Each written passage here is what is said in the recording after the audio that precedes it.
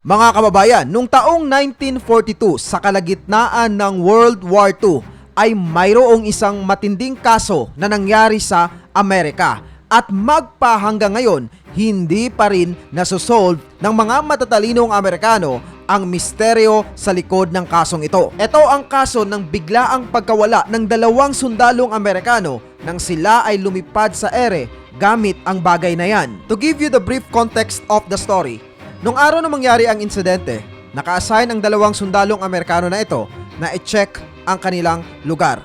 Kinakailangan nilang gawin iyon para bantayan ang mga Japanese submarine na umaatake noon sa Amerika. Kaya para makita ang buong view sa karagatan, kinakailangan nilang sumakay sa bagay na ito. Bale, ito po yung pinaka-drone noong araw. Ngayon, itong dalawang sundalong ito ay bihasa na pagdating sa himpapawid at paulit-ulit na nilang ginagawa ang pagsasurvey at pagche-check sa kanilang lugar gamit ang sasakyang panghimpapawid na yan. So ibig sabihin, kabisadong-kabisado na nila ang kanilang ginagawa. Pero nung araw na mangyari ang insidente, bigla na lang tuluyang naglaho ng walang anumang trace ang dalawang sundalong ito. As in, nawala sila sa loob ng aircraft na kanilang sinasakyan na para bang mayroong kumuha sa kanila. Ang aircraft ay nakabalik pa, pero yung dalawang sundalo ay tuluyang talagang naglaho nang walang anumang iniwang trace or bakas. Ang malaking katanungan ngayon, sino ang kumuha sa kanila? May mga teoryang nagsasabing mga alien or mga extraterrestrial beings ang kumuha sa dalawang sundalong ito. Ano nga ba ang katotohanan? Well, gusto mong malaman ang buong kwento? Tara, pag-usapan natin yan. Ang makikita po natin ngayon sa video ay isa sa mga Japanese submarine na ginamit noong World War II. Alam niyo po bang tinik para sa mga Amerikano ang mga submarine na yan? Katunayan nga, noong June 1942 sa tinatawag na Battle of Midway sa Pacific ay nagpataob ng dalawang barkong pangdigma mula sa US ang mga Japanese submarine na ito. At hindi lamang dalawang barko ng Amerika ang napalubog ng Japanese Navy noon. Marami pang iba. Kaya naging threat para sa kanila ang mga ito. Dahil dyan, kinakailangan nilang i-monitor ang kanilang karagatan. At isa sa mga solusyon na naisip ng Amerika noon para tuluyang ma-monitor ang kanilang mga karagatan ay gamitin yung tinatawag na blimps. Yan po yung itsura noon. Ito po ay isang sasakyang panghimpapawid na ginawa ng Goodyear Tires Company. Yes, yung gumagawa po ng gulong. Ginamit nila ito noong araw para mag-advertise ng kanilang produkto. So pinapalipad po ito sa himpapawid noong araw tapos mayroong nakalagay na malaking Goodyear. That's their way of advertising their product. So mayroon pong 5 ganito ang Goodyear noon. At kalaunan nga, kinuha ito ng Navy para gamitin sa digmaan. Pinangalanan nila itong L-Class. So mayroong tinawag na L4 ang Navy at mayroon ding tinawag na L8. At nakasentro kay L8 ang istorya natin ngayon. At kalaunan, ang L8 na sasakyang panghimpapawid na ito ay tinawag na Ghost Blimp ng mga Amerikano. Bakit nga ba? Narito po ang dahilan. Nangyari ang lahat noong August 16, 1942. Noong araw na yon, naka-assigned na magpatrolya ang L8 sa San Francisco. At ang mga pilotong mag-o-operate nito ay sina Lieutenant Ernest DeWitt Cody at Ensign Charles A. Dams. Katunayan nga, mayroon pa sanang gustong sumama sa kanila, ang mechanic na si James Riley Hill. Pero sinabihan siya ni Cody na wag nang sumama dahil madadagdagan ang kanilang bigat. Hindi lang po kasi tao ang nasa loob ng blimp. Mayroon pa itong laman na weapon. Mayroong isang 30 caliber na machine gun at 2 tinatawag na depth charge. Ang depth charge ay parang missile na binabato at hinuhulog nila kapag sila ay nakakita ng mga submarine.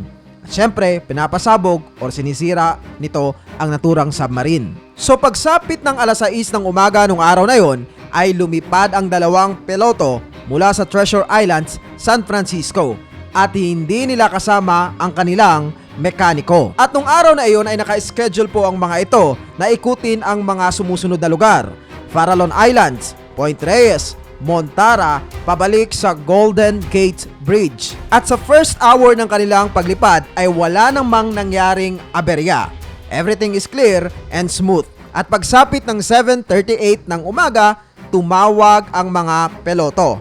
At sinasabi nilang mayroon silang nakitang oil spill sa dagat malapit sa Farallon Islands. At para ma-check ng maigi kung ano yung nakikita nilang oil spill, ay kinakailangang bumaba ng LH mula sa kanyang original na location. So bumaba ito papunta sa dagat ng around 9 meters. Mayroong nakakita sa ginawang iyon ng LH. Ang nakakita ay mga fishing boats at isang tinatawag na Liberty ship, isang uri ng cargo ship noong World War II. At pagsapit ng 8:50 ng umaga, nagsimula na ang dilubyo.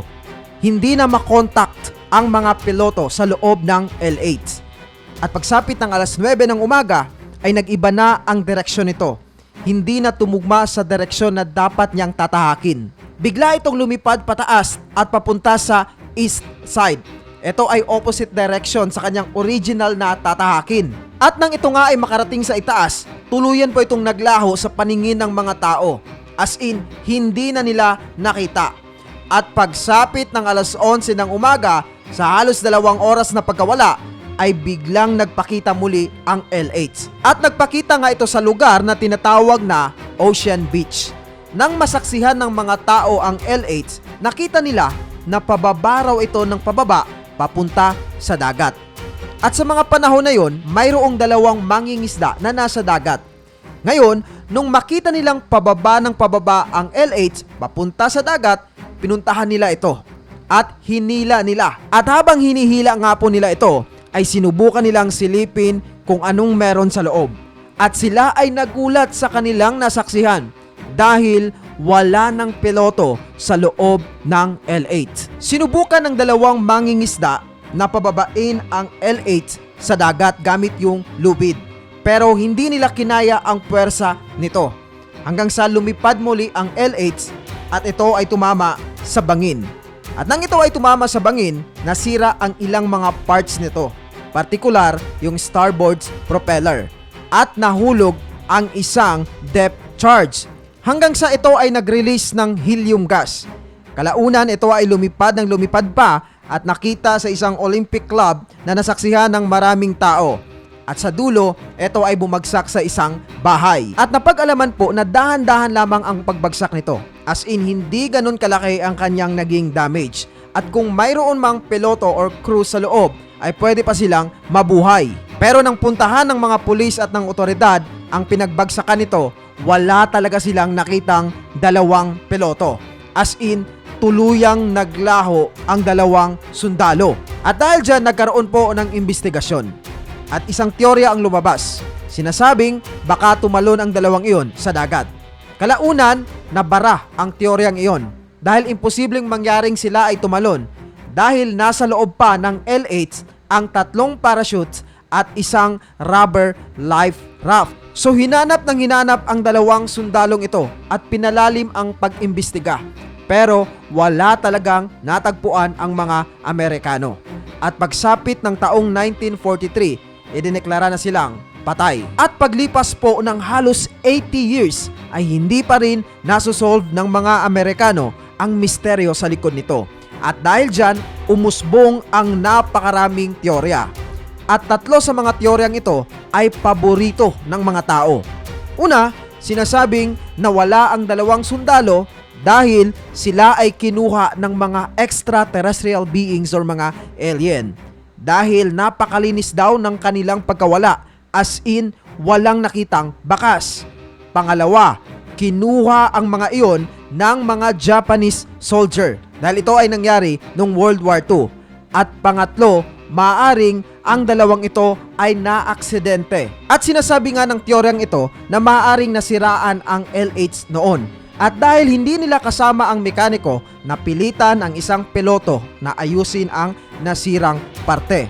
At habang inaayos nga raw niya ang nasirang parte, ay nagkaroon ng aksidente. Kumbaga, muntika nang mahulog etong isang piloto. At siya ay sinubukang iligtas ng isa pang piloto. Subalit sa kasamaang palad, silang dalawa ang nalaglag. Pero kung kayo po ang tatanungin mga kababayan, alin sa tatlong paboritong teorya ang inyong pinaniniwalaan? Number 1, number 2, or number 3? Please comment the number below. Maraming salamat po sa inyong patuloy na pagtangkilik. Para sa marami pang konspirasiya at kaalaman, patuloy lamang na tumutok dito. Ako po si Evad PUP. Mabuhay ang bansang Pilipinas. Peace out. Boom!